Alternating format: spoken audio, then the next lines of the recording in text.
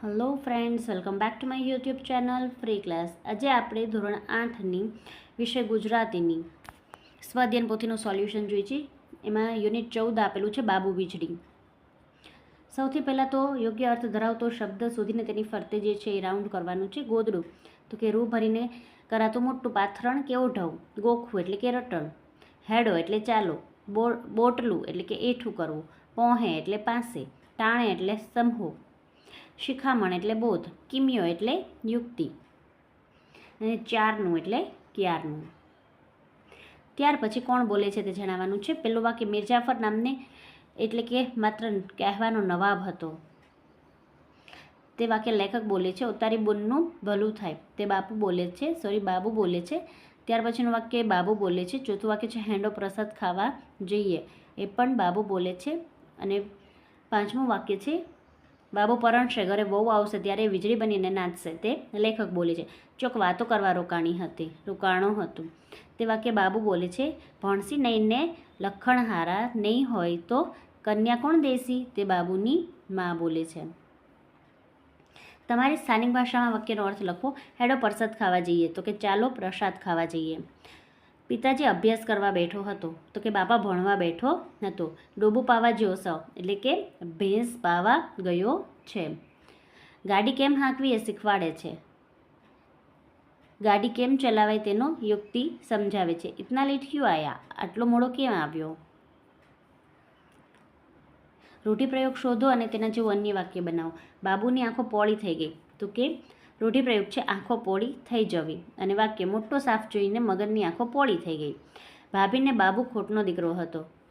રૂઢિપ્રયોગ છે ખોટનો દીકરો તો કે રાધા માસીને રાહુલ ખોટનો દીકરો હતો. ત્યાર પછીનું ત્રીજું જોઈ લઈએ.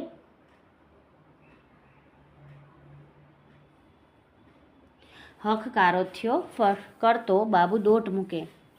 અહીં રૂઢિપ્રયોગ છે દોટ મૂકવી. અને વાક્ય કૂતરાએ બિલાડીની પાછળ દોટ મૂકી. એ નિશાળમાં પાણી બહારનું માછલું. રૂઢિપ્રયોગ છે પાણી બહારનું માછલું. ગણિતના તાસમાં મનોજ પાણી બહારનું માછલું હતો. ત્યાર પછી વાર્તાને યોગ્ય ક્રમમાં ગોઠવવાની છે. 5, 1, 2, 3 અને 4. એમાં જે છે એ આ વાક્ય પહેલું છે, આ બીજું છે, આ ત્રીજું, ચોથું અને પાંચમું. ત્યાર પછી તમે શું કરશો આ પરિસ્થિતિમાં બાબુ જે કરતો હોય ત્યારે. તેમાં પહેલું છે હું પાકું કરવા માટે જે તે બાબતને 4-5 વખત બુકમાં લખું છું અને જેથી તે સરળતાથી મને યાદ રહી જાય છે. ત્યાર પછી બીજું છે હું મારા શેરીના કૂતરાઓને સવાર અને સાંજના સમયે રોટલી નાખું છું અને ઘણીવાર તેની સાથે રમું છું. ત્યાર પછી હું મારા દાદા દાદી સાથે શનિવાર અને રવિવારના દિવસે મંદિરે જાઉં છું, ત્યાં મને ભગવાનનો પ્રસાદ મળે છે.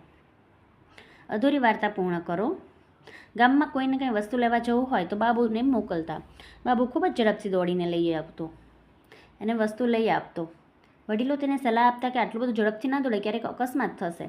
એક દિવસ બાબુ વસ્તુ લેવા જતો હતો અને એક કાર સાથે અથડાય છે.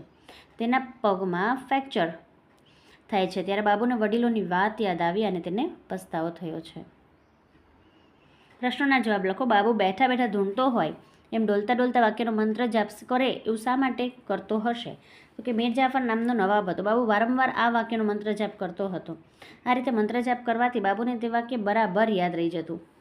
એટલા માટે તે મંત્ર જાપ કરે છે ડોલતા ડોલતા. ચલો, જેવી રીતે બાબુને કૂતરા વહાલા એવી રીતે તમને શું વાલું છે અને શા માટે. અહીંયા જે છે એ તમારી રીતે જવાબ લખવાનો રહેશે. મેં તો લખ્યું છે કે મને ગાયની વાછરડી બહુ વાલી લાગે છે, પરંતુ તમને જે કંઈ પણ વહાલું હોય તે તમે લખી શકો છો. તમે જોયા મંદિરમાં કયા કયા વાજિંત્રો છે તેના વિશે જણાવવાનું છે. આ પણ બાળકો તમે જોયેલા મંદિરમાં જે છે એ વાજિંત્રો છે તેના વિશેની માહિતી લખવાની રહેશે. મિત્રો સાથે રમવા ગયા હોય ત્યારે તમે ખિસ્સામાં કઈ કઈ વસ્તુ રાખી હોય અને શા માટે.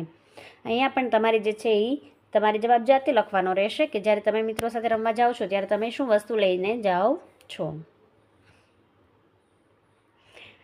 બસ કે ટ્રેનની મુસાફરી દરમિયાન તમે જોયેલું બારી બહારનું દ્રશ્ય વિશે લખવાનું છે. આ એક પ્રકારનું સ્વતંત્ર લેખન જેવું છે કે આમાં જે છે તમારે તમારા જવાબ તમારી જાતે લખવાના રહેશે. મેં લખ્યું છે કે બારી બહાર આપણને સુંદર દ્રશ્યો જોવા મળે છે. ઊંચી ઇમારતો, વાહનો, ટ્રાફિક, પુલ, નદીઓ વગેરે જોવા મળે છે.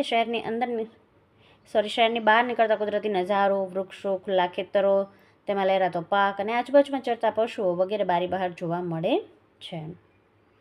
પોષ મહિનાના છેલ્લા દિવસો ઠંડી ઓછી થઈ ગયેલી. અહીંયા આ અંગ્રેજી માસ બને કઈ ઋતુની વાત થઈ હશે? તો કે પોષ મહિનાના છેલ્લા દિવસોની ઠંડી ઓછી થઈ ગઈ. અહીં અંગ્રેજી મહિનો જાન્યુઆરી ચાલતો હશે અને આ સમય દરમિયાન શિયાળાની મુખ્ય ઋતુ અને તેમાં હેમંત ઋતુ ચાલતી હશે.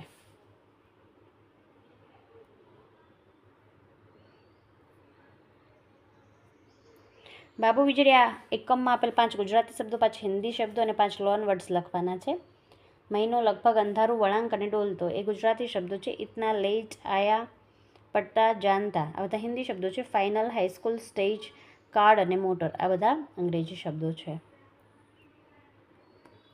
અહીંયા જે છે એ બે સંદર્ભે સંવાદ ડાયલોગ્સ તૈયાર કરવાના છે. તમે તો કે આપણે પરીક્ષાની તારીખ ખૂબ નજીક છે. મિત્ર, મારે તો આ વખતે બહુ તૈયારી થઈ નથી. હું, કેમ તૈયારી ન થઈ? મિત્ર, મને તાવ આવ્યો હતો તેથી દવાખાને દાખલ હતો. હું, કેટલો સમય દવાખાને દાખલ રહ્યા? લગભગ 15 દિવસ સુધી દાખલ રહ્યો. મિત્રો, અહીંયા જે છે એ સ્વાધ્યાય પોથીનું સોલ્યુશન પૂર્ણ થાય છે. હવે ફરી મળીશું નવા વિડીયોમાં.